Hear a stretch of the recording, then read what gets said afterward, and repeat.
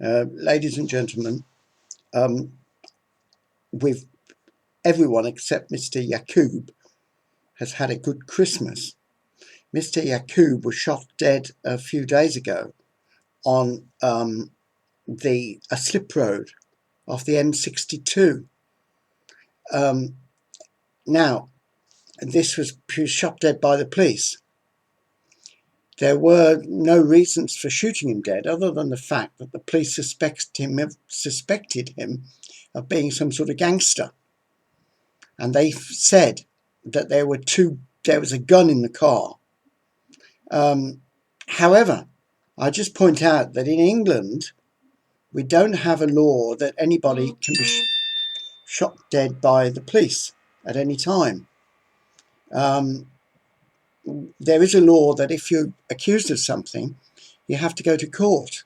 The police do not have the power just to inflict summary punishment, particularly capital punishment, on any member of the public, unless they have actually engaged in a violent crime. If they are firing guns and, for example, coming out of a bank, shooting people in the street, the police would be entitled to respond, but they're not entitled to shoot someone dead unless they have some really profound reason. Now, this shooting of Yaqub up in Oldham, I think, or Bradford, the north of England, a Muslim gentleman, a young man of about 30 with two young children, is a replica of a similar case here in Tottenham 4 years ago. August the 4th, 2011, Mark Duggan was shot dead by the British police in what was called a hard stop. Also, the same word was used for what's happened to Mr. Yaqub. He was the victim of a hard stop by the police, where the car is boxed in and then the chap inside is simply executed. Now, I just simply say that this is just not acceptable.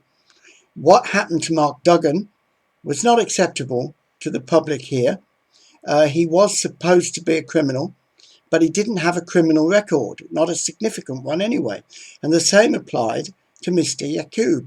Both young men starting off in life, and they seem to have got on the wrong side of the law in some way. But that's no excuse for the British police to shoot them dead.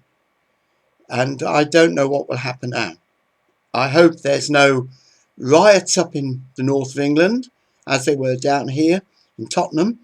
There was something like, I think, £250 million worth of damage. We found out in the end who shot Mark Duggan, a policeman with the name V53. Well, that's all we know of him. He was V53. He never appeared in court. The guys who did the relatively minor damage in the riots, they appeared in court and were fully named. But the man who started it all off, V53, never appeared in court under his name. So we want public justice.